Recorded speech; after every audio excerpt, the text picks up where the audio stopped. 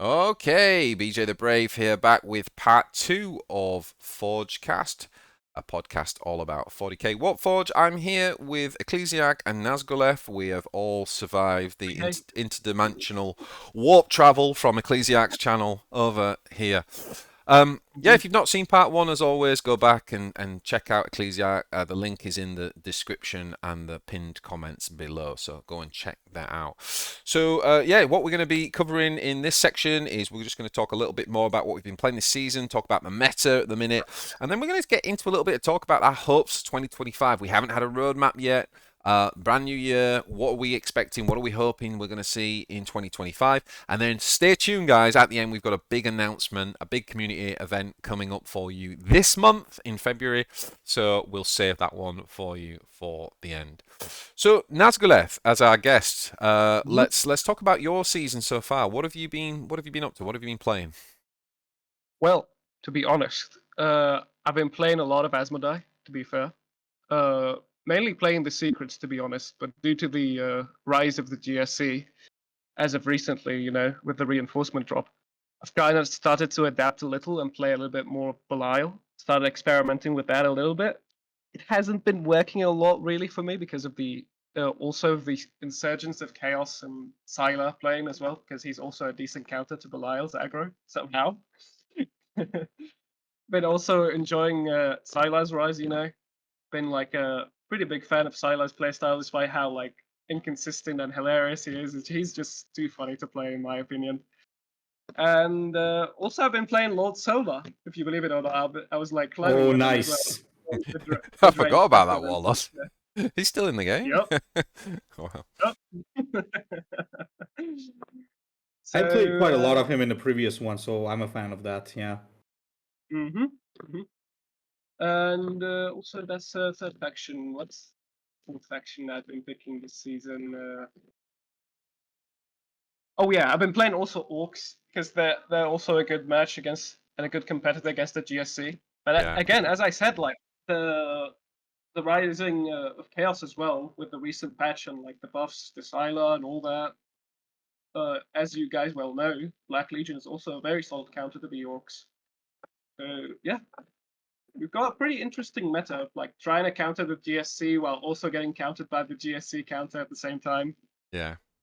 Yeah. I always think that's the best meta, right? Very delicate. Like when you've got that kind of It's round robin approach rather than just one deck dominating everything. yeah. I was low key at first very concerned at the start of the season about like the GSC rising a lot higher than other factions because they got power creep in the balance patch and then they received like the reinforcement drop, which is very good. So I was like very afraid of like trying to go on the multiplayer because like everybody would be playing GSC. Oh my god, everybody playing the sabotage combo and they're trying to play underground. What's the card called? Underground Underground network. network, the card that increases the sabotages in your hand, and they just fill up your hand with sabotages Yeah. and just prevent you from playing anything essentially, because you won't be able to use your talent. You won't be able to drop anything. Gotta get rid of the sabotages. That card is really, yeah, that's really something. I could see that I could see that becoming 5 energy at some point. Really could. With Yeah, the current sabotage card pool. well, yeah, definitely could see that probably getting a cost increase. Yeah, Oh, yep. it's that cuts it off, the one that puts the 2/3 drop the two Oh yeah, barricades in and oh then you man, play makes underground network. makes it It's a like, lot worse. Makes it a lot worse. Yeah. yeah. So yeah, that's a brief summary of what I've been playing so far this Okay. season. To be honest. And which one's been doing best for you? Is it the Asmodai? Honestly, mostly Asmodai have been doing very well for me. And also, surprisingly, it's Silo as well been giving me a lot of wins, as you may expect. It's very good, very solid warlord all rounder. We fair with the most recent buffs. They've been like they've not really resolved the problem with Sylar having his unhallowed gift talent as his starting talent and not having a 2 energy card to play. So essentially, you might have like a dead first turn essentially, when you're playing him. I would have really liked if they addressed that, to be fair and honest, more instead of just like power creeping him with more and more and more buffs, to be fair. Did you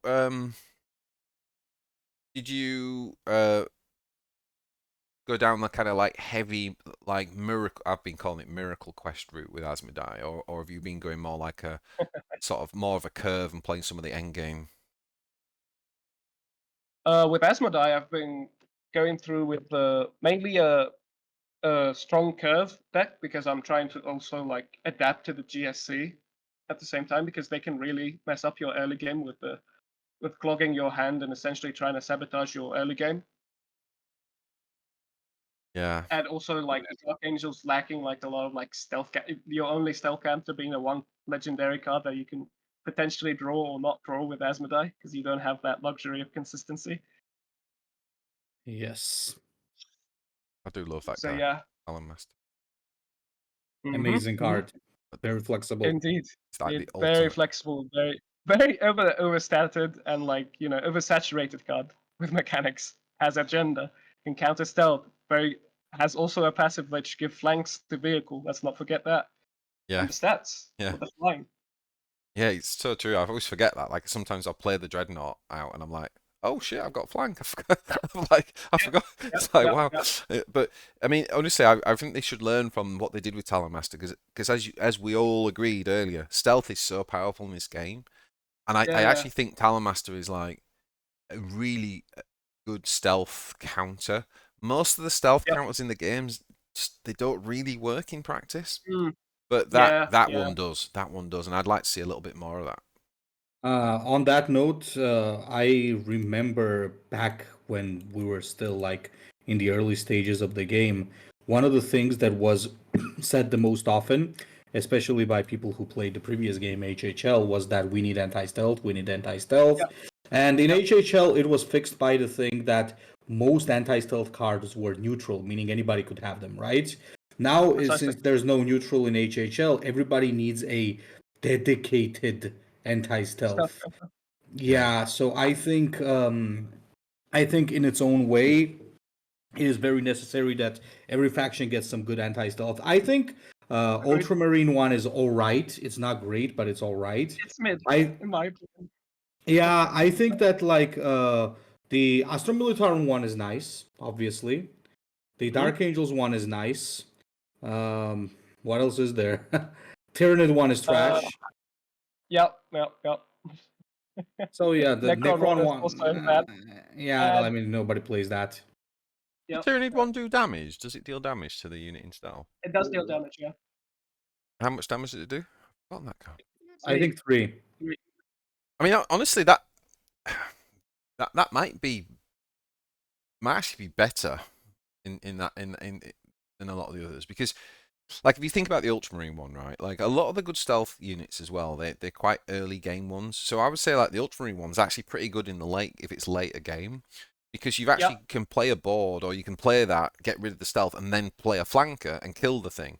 Whereas if you play it on E3, it gets rid of the stealth, but you've got nothing other than your Warlord to actually then trade with the stealth unit, and you can't take it out. Precisely. So it's actually like the unit that was in stealth has still achieved what it needed to achieve from stealth, which is just survive that turn. So it's not actually that good. Whereas at least the Tyranid one will actually, if it deals 3 damage, it will actually potentially kill the unit, or in combination with Swarmlord, if you really want to go. We're actually ignoring one thing here. We're ignoring that it is also anti-camouflage, and the stat line is a little bit better than the Tyranid. So that's probably the issue. Yeah. Yeah, the Ultramarine. I think one of the selling points for that card is that it's addressing one of the main issues of the Ultramarines, which is like if the Ultramarines are fighting against camouflage, they often auto lose the game. So that's like one of the things we need to consider. Yeah. No, that is it's very good at that. I just don't know that it's anti-stealth. That's the key thing. It's like but yeah. Okay. Well, I mean, I've been tested. This season I've played less games than last season. Last season I finished 6th in the end. But I played a lot of games. And one of the lessons learned for this season was I knew I couldn't play as many games, but I knew that I could be more efficient about it. So I have really only played 4 factions. I did the odd game with other factions, but I've tried to be more disciplined and stick to my 4 and be a bit cleverer. So I played like Dark Angels for the first sort of week to 10 days, and I didn't play anything else. and that allowed me to kind of see. I learned this from some of the guys in my alliance, really. Like, see how things settle. Like, wait for the reinforcement drop mid-season, wait for the balance, see how things settle, and then get a read on the meta, and then start to bring the others up. And that's worked really, really well. I think that's going to be my model going forward. It's worked really well. I've now got, like I say, I'm playing Gordrang. I've played multiple Dark Angel versions of mainly Asmodai, to be honest. And more recently, I've just finished up on a kind of Ultra Miracle version, which is like, I'm playing Reavers, you know, the 2-drops Reavers. I played double Reaver, and honestly, I think this deck's the best Archangel deck that I've, in the current meta, I think it's the best. So much so that I will even take, check this out, against Sappho, I'll take the, you know, the offense card that says, when we get a skull, we draw a card. You'd never do that against Sabotage, would you? Because your hand, you know your hand's going to be full and you're not going to draw cards. That deck, I will do it. Because I've got so many 1s and 2-drops that I'm confident I can empty my hand and play your Sabotage cards out. And so it really churns through and draws the secrets. And I'm seeing that I'm kind of like, what I've learned with the secret deck is that there's a tipping point. What's going to happen? You're going to put loads of cards in your deck, and most games you'll never hit the tipping point. That's where the miracle goes off, where you just keep drawing, and it's like draw 3 cards, discount them by 3, refill your energy, remove heart. It's like it just all goes mental. But most games you won't hit that tipping point. So the Ultra Miracle deck that I just did on my Battle of 4 Warlords one, that I feel like that deck is. I feel like it's finally there. It feels amazing to play. Like it's one of the most fun decks, like just bonkers. So yeah, played Asmodai. Although I have to say, I don't think Dark Angels are tier 1 anymore. Personally, I think they're tier 2. You know, right now I think they're tier 2. I'd put GSC above them. I'd put Sylar above them, and I'd put probably Gordrang above them, and then it's close with Janezar. Real close. I'd probably say Janezar and Dark Angels around tier 2. But yeah, Gordrang's been ace. I've finally found a build that I was happy with, and playing it a bit more aggro. And then Sylar's been excellent. I literally just copied Buggy's deck. I tried to tweak a couple of bits and realised it wasn't as good.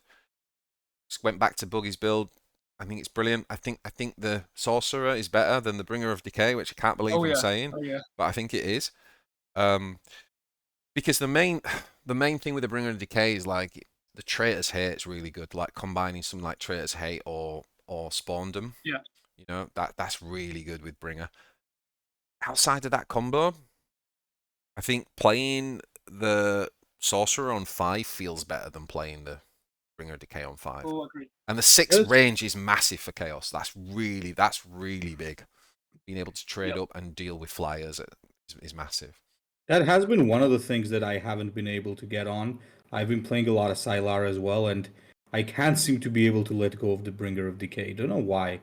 It's like, yeah, it's just like good. You could play one of each, or you could solid all-rounder. You could play one of each, or you could drop you know, like one of the 3-drops, like to you know, like the I think he plays double the Vanguard 3-drops. You could drop one of those and put one Bringer in for more like a combo piece. But I think his deck is awesome, and you know, he's 4.2k, so it obviously works. So yeah, they're the 4 that I've and in GSC. Now GSC I've actually mainly grinded with the Nexus combo deck, which is awesome. I've refined that deck, and actually Nexus combo is good against Sabotage. That's another good counter, because you play aggro against the Sabotage. You've got the much bigger combo, and also you can use the Sabotage cards to trigger Nexus to get big. So Nexus combo is really, really good, but Sabotage is really good. I even went back and played the Uprising combo, the old deck. Just tried like a few games with that. Like won 3, lost 1. It's back to what we said earlier, isn't it? GSC, there's 101 ways you can build it. Yep. But I do think that at the high levels, I think that the Nexus combo and the Sabotage Sappho is really, really good, really strong. How do you guys feel moving on to talking about the meta then, just generally, like since the balance patch, we obviously got Azrael got tamed, didn't he, in the balance patch, and I think you mentioned Nazgulef that the Gene Stealer's got some pretty good buffs. Yes. I can't remember what else got buffed. Ultramarines got a few buffs, didn't they? Ultramarines. Chaos, Ultramarines. The 5-drop got a big one, did he? I believe Dark Angels got the Terminator nerfs. Yeah. And what else? Sisters, guys. Sisters, of course, yeah. Oh, yeah, Sisters. Oh, That's an important one. Thank God for that. Yeah, Sisters got nerfed through the floor. That is the one. That is the one. Yeah, that's what's one, changed the meta indeed, more than anything, indeed. hasn't it? Because, you know, Sisters Exactly. were like one of the best counters to GSC as well. Like, Junif really countered GSC quite hard. And now we've got that.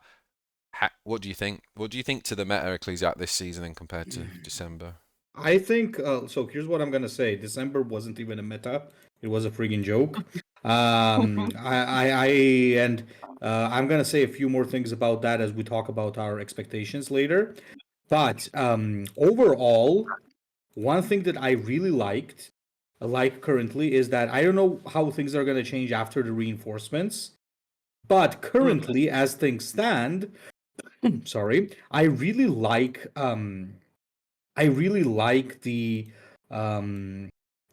so I really like where the meta is going, because currently I found out that I can play a lot of things.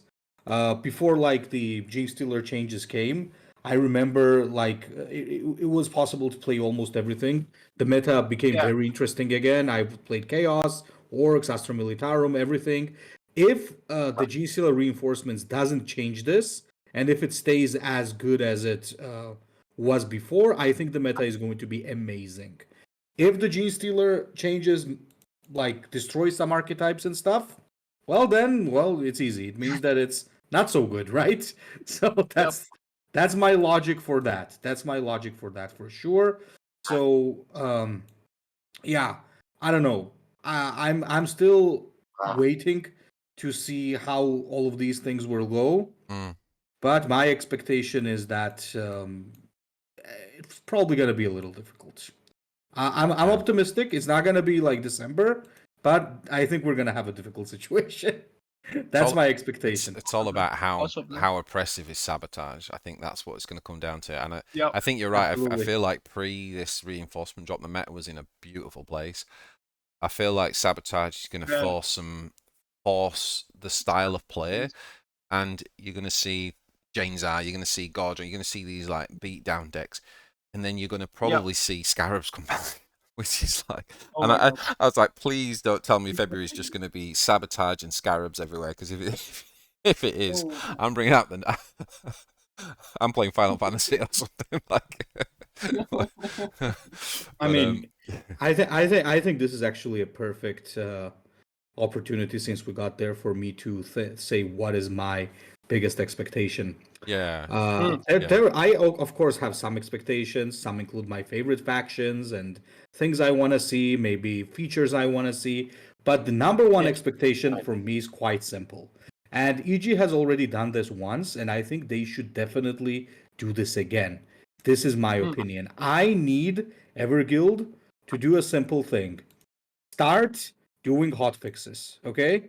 So whenever you see that you got something like a Junith obliterating the game completely, do a hotfix, because they already did that with Janezar.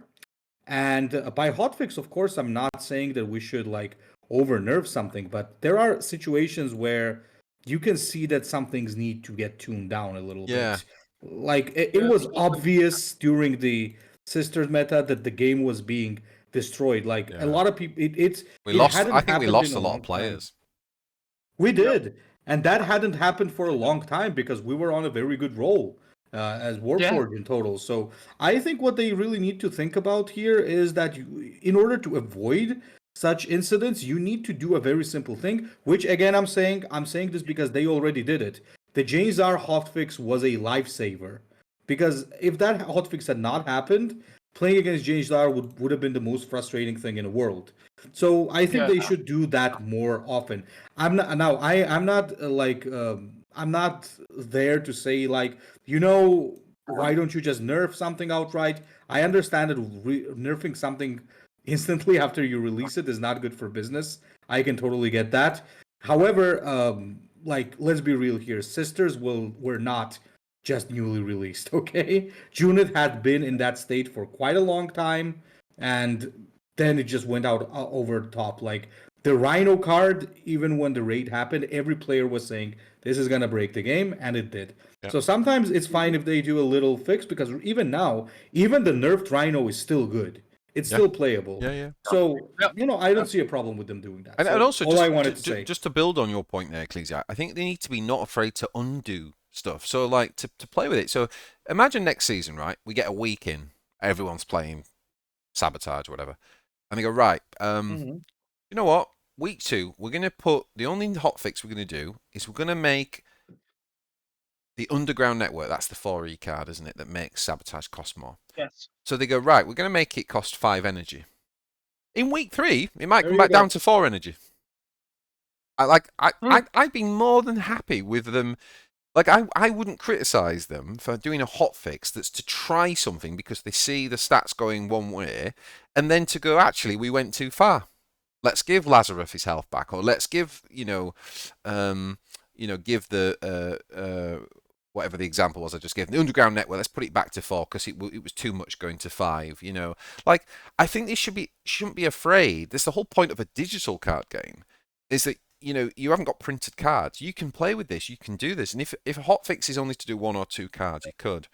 Yeah, I think that's a really good one. Should we, in terms of like talking about 2020? Sorry, did you have something on that one? On that point, Nazgul? I'm going to move us on. I would just like to add on is it's this trying to address whenever the meta is too one-sided and whenever something is like too dominant. I wish they would give an immediate answer through the hotfix to that specifically most dominant deck specifically. Like it doesn't have to be like a plethora of changes or like 3 changes or something. It has to be like a very targeted specific change that could potentially just slow down that dominant deck. Yeah. And potentially give the meta a little bit of a breathing room to try and like adapt and counter that sort of dominating deck. Yeah, it's very difficult though. It's got to be subtle because people will aspire to like the best deck, and then if they've been spending all week collecting, and then you go and nerf it, people get annoyed as well. So there's a lot of problems. I mean, honestly, balancing these games is not easy. But I think if they did subtle hotfixes and it was more fine tuning stuff like the Jane Czar thing, like I think that could work pretty good. 100% agreed. Yeah. 100% agreed. Yeah, I mean, guys, just the small ones. Like, for example, the sisters received a lot of nerfs, right? Instead of a lot of nerfs, maybe just tune down the Rhino when you see that somebody dropping that equals a game win. So, small things. Smaller things, So, precisely. On a lighter note, what are you really hoping for and looking forward to, Ecclesia, in Blood 2025? Blood Angels, and Blood. Okay, no, I'm joking. Not Blood Angels. I'm looking forward to, even though Blood Angels is like my favorite chapter. I even got Blood Angels collected a little bit. Drukhari is what I want to see. I'll be honest. In terms of factions, that's what I want to see, because 100%. even though I'm more of a 30k fan, so I'm a Marine fan, I think the game will benefit more with having Xenos factions, so that we can complete the circle. You know what I mean? To have all of these major factions in there, and of course, I am looking forward to all of these factions and reinforcements. Like, I could go deep into which factions and stuff I'm expecting, but more, I would say that I'm expecting some core changes, because, for example, them adding the new ranked mechanic, that for me, for Warpforge, was the biggest step. Like, if the game was here, it went up here. I cannot tell you how many people tell me, like, yeah, I know that HHL and Warpforge both suffer from balance problems, but I play Warpforge because it has the ranking system which mitigates it. It was one of the biggest things they had ever done. And I think they need to do something similar. Maybe we can get a tournament scene in-game, like where you can just join instantly and register. Maybe we're going to get 2v2s. Maybe there's a lot of things you might get. Mode. Maybe we're going to get... Oh yeah. Yes. Oh yeah, spectator mode. Like So there are things that I'm expecting, and most of them are going to be around adding features to the game. Maybe they can also add the forge feature, which actually makes getting the extra copies of cards I've already have fully upgraded to give you Oh yeah. something. So Yeah. I'm expecting features more than I'm expecting factions. So I would say top things for me would be more support for Forge, so that because currently it has like some problems. Agreed. Spectator mode, absolutely we need that. I would even say like, and I know that the Everguild often watches this stuff, so maybe if they're watching right now, this is what I want to tell them. HHL has some very good things that Warpforge can benefit from. Like, for example, in HHL, the shop system is better. We have two shops, separate ones. There's the main shop and there's the veteran shop. And that's really good because as factions start flooding into the game, one shop is not going to be enough. And honestly speaking, I don't know why the cosmetic shop got scrapped. I think cosmetic shop is also a good idea as long as it's, I think it should be there. Like, why the hell not, yeah, right? Spectator mode, really, really, really good. That's something that we really want to see. Also, when it comes to like, when it comes to some other stuff, there were in terms of like the UI, there are things that they can take from HHL and integrate into Warpforge, not just copy paste, but there are some good things there that we really need integrated here. I think what they could also do, and I think that is also another thing I'm really looking forward to. Current raid system, sure, I understand it has its own fun, it's its own thing, and it has its hype. Fair enough, absolutely. Yeah. But in HHL in draft, we often had what? Drafts often decided what was getting added to the game. It wasn't just, Oh yeah. it wasn't just, okay, this is a legendary. If you don't get to the point, you're not get it. It was a choice. For example, is this warlord getting added? So let's say, is Trazin gonna get added to the game, or are we Mm-hmm. actually adding somebody else? way more So fun. and the players got to battle each other, like taking sides, and whoever won, the thing got added to the game. Eventually, obviously, the second thing also got added, but it was maybe months or even a year later. So that Alliance. added Yeah. so much thing for the lodges. I mean, the alliances, because as alliances, you could fight for these things, and there should be more support for alliances, like rewards and stuff, so that people actually get what people actually get more incentive to work well with these alliances, so that they get points together and stuff. So I think those are the things that should get integrated from HHL because it's there, it exists. Just bring it here, and you're there. What about you guys? 100%. I mean, that's a really great. Yeah, that's a really good one. Yeah. So Agreed. Nazglef, over to you. What are you looking forward to in 2025, and what are you hoping we see in the game? Well, honestly, to add up on the points that the Ecclesiarch mentioned, I would like to see more features added to the game rather than factions. But obviously, factions are always welcomed addition to the games, and they'll add like something new and refreshing to be excited to. But as the Ecclesiarch said, we need more features. We need things like the Forge and like extra cards, like what's the word I'm looking for here? The extra cards that you get, the surplus amount of cards that you collect, then not getting something for those to compensate makes it kind of weird to collect cards whenever like you're maxing out a lot of the cards that you've leveled up. So we gotta have something to compensate for that factor, like something like at least at a certain threshold, like get a wild card or get more resources, convert those extra surpluses of cards that you've collected into gems, anything, rather than just having them as a dead collection in your collection essentially. Yeah. And yeah, stuff like the Ecclesiarch said, the draft decider event in which content we decide to add into the game. That's also very exciting, and it will add a lot of like hype around alliances and which content is going to get added into the game. Obviously, they do not have to ditch the raid feature. It can be something that they could swap between in each like season or something. Whenever like a reinforcement drop, they could do the raid, and for another raid, they can do this. And one point also to mention is like, as always, like maintain the balance of the game and like off like usual like balance patches at each month. they've been doing like a very good job as of recently with the balance patches. I'd like to see that continue, obviously. Yeah. At that point, one thing, I'm sorry for interfering, guys.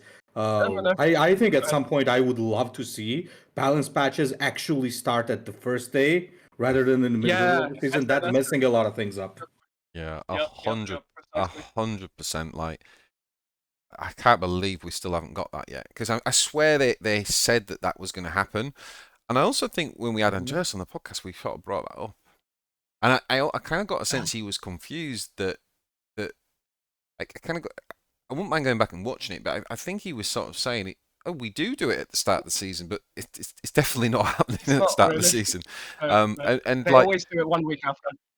So, and I'm not knocking him for this. If you want to get a good score, you do what you can. But one of my teammates this season, he basically got a 4K sister score in week 1 before the balance patch happened, and it just knocks the whole season. So True. I think that's a really good point about getting it on day 1. Yeah. Precisely. Yeah. Yeah. I think you've said a lot of the ones I'd go for as well. I mean, I'm really looking forward to. I love new factions. I don't like the raids. I think the raids are quite boring. I usually buy the pass because it's a way of supporting them, and I have a feeling their return on investment's good.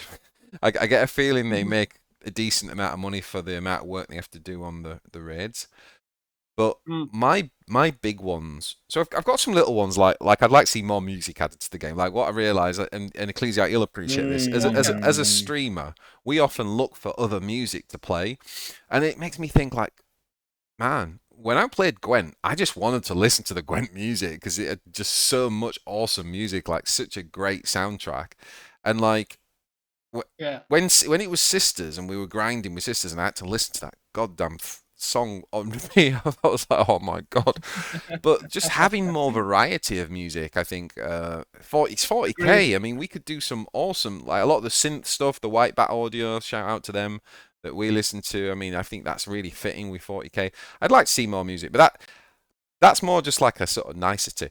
The really key ones for me are simple. Number 1, by a long way, is spectator mode. Spectator mode opens up the community's ability to run quality tournaments. If you two are on my friends list and you're next up in the tournament match and I'm the commentator, I can jump in and see your game with both hands and I can kind of view that and then we can commentate properly. We can finally run community tournaments without doing going to ridiculous lengths, which is what you currently need to do. So I think number 1, if we ever want to see a tournament scene, which more news on that later, we absolutely need to see spectator mode as soon as possible. The other big one for me, and this really is like just my opinion, and I don't know if people agree. Let us know in the comments what you think to this. But I'd really love to see them rethink new releases. And there's two. I'm 100% on with you on this one. There's 2 reasons for that. One is about the new content and how do we keep it fresh. I feel like these raids, it's getting a bit boring, and like I don't particularly love it. But I also think it's to do with the things we've been talking about. It's to do with the balance of the game. It's to do with the meta. It's to do with not losing a load of players because they get annoyed because we had this. I mean, imagine in the Sisters season last season. Imagine we didn't have the ladder system. If we'd have had the old ladder system in the Sisters meta and every game you queued was Junith, there'd be no one playing Warpforge, right? No, I'd drop it. It would have been horrendous. I think that they have a problem. And the problem is this.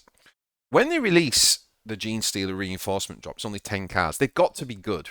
If they're not good, you have what happened with the Tyranid one, where no one cared, no one played the cards anyway, they didn't change anything, so it didn't generate any hype, any excitement, any new decks. So then it's like, well, what's the point of new cards? So in CCGs, the new release, they do have to power creep a little bit. They do need to, or at least push interesting new ways of playing. Like I actually don't think a lot of the cards in the Gene Stealers are that good. But what they've created is a vehicle archetype which didn't exist previously, and I think that's cool. So like, you've got to do that. But my point, the deeper point here is, they've got this conundrum because they need new content, but then it keeps tilting the game in a bad direction. Yeah. So I Yeah. would like to see new releases that affect multiple factions at once. You have a ladder system now where you have to play 4 factions. If releases came out like in other games you call them expansions, right? Where maybe you see a focus on 3 or 4 factions and there's 10 cards for each faction. That creates tons of excitement and hype, and it stops this one faction from just dominating the meta, because obviously they're going to be slightly power crept cards. But if 4 factions are getting them, then you get that kind of like balance.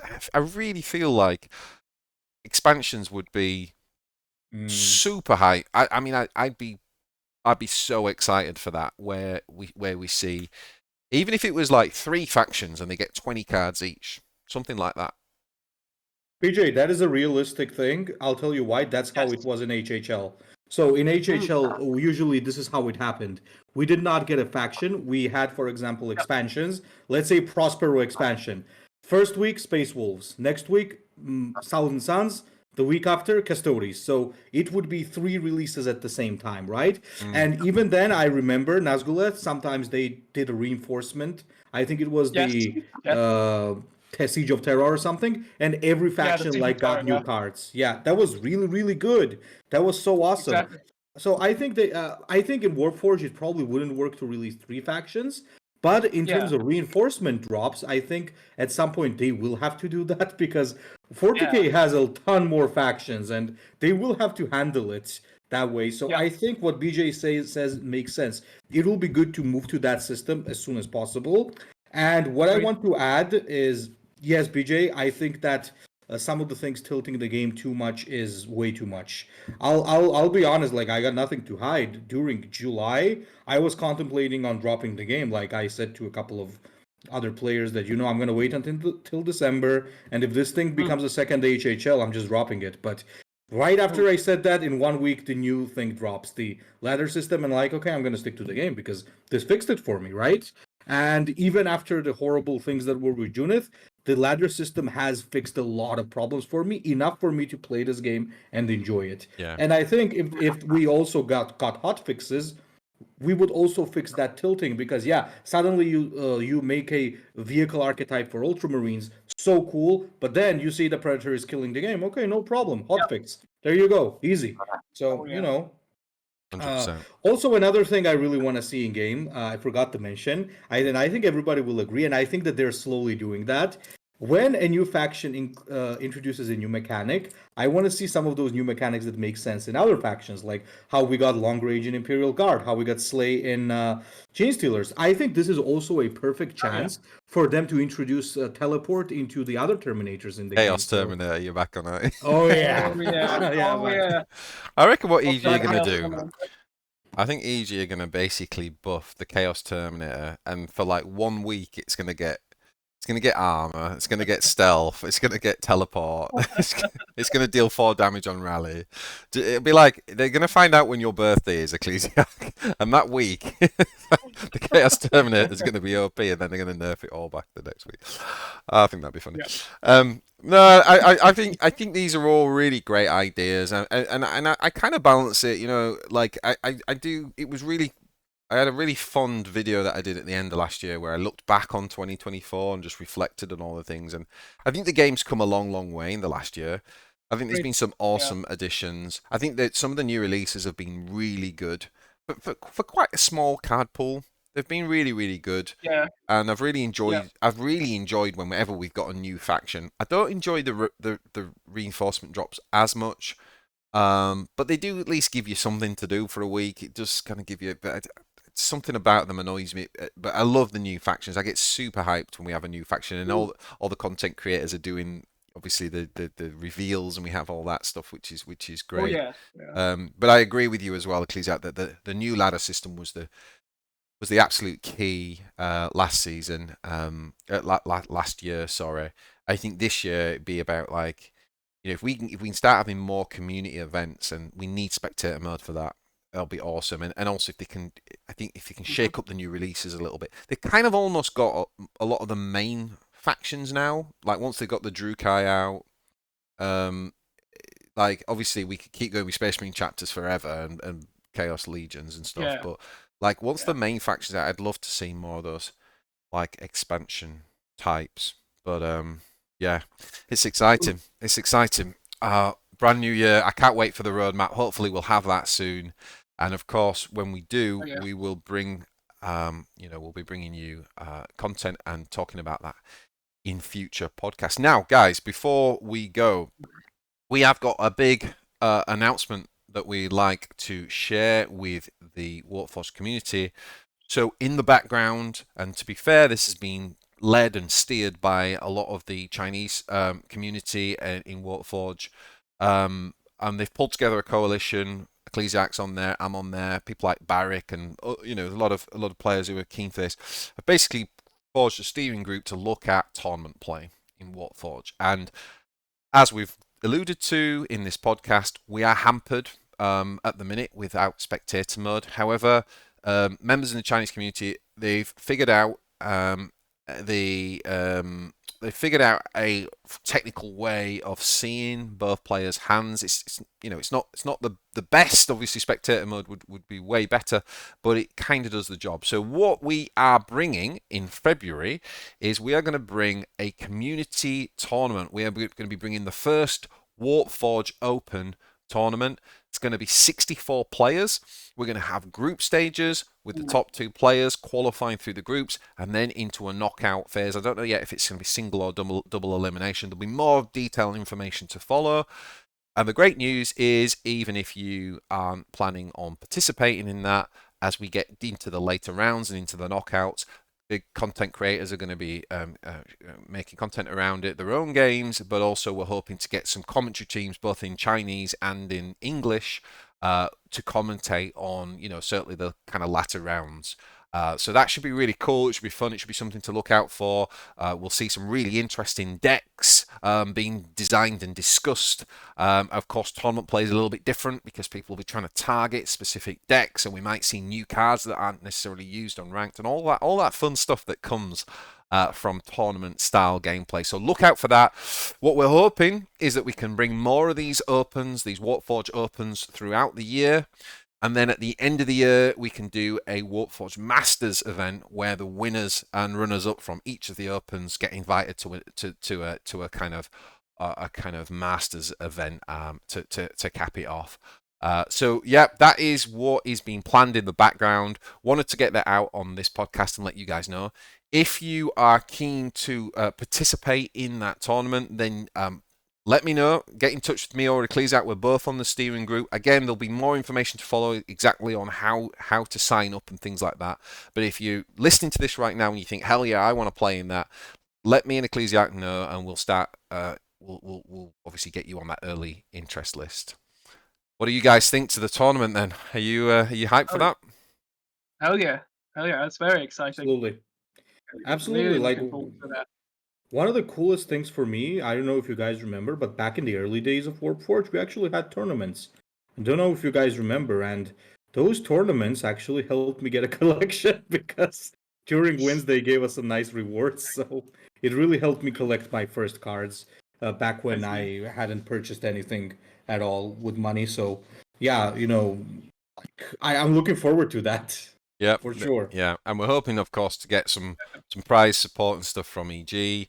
Ecclesiarch's going to be putting his Warpforge hoodie up for the first winner, so expect that. Absolutely. if you win with the Chaos Terminator, you get the hoodie. Yeah. He's got. Speaking of which, it's realistic, guys. Once again, we had world tournaments in HHL, so why not here? Let's do it. I remember that. Yeah. Spectator mode, baby.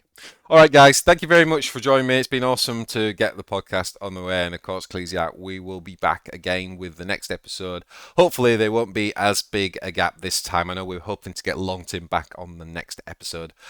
So yeah, if you've enjoyed this, guys, let us know in the comments. We'd love to hear your thoughts on what you're hoping to see from Warpforge in 2025. Drop your favorite things you're looking forward to in the comments. Like and subscribe and all that jazz. Like I said at the start, if you've not seen part 1, go and check out the Ecclesiarch's channel. Massive thank you to you as well, Nazgulef. It's great having you on, my friend, and you're welcome back on a future episode. Until next time, guys, Take it easy. Ciao for now.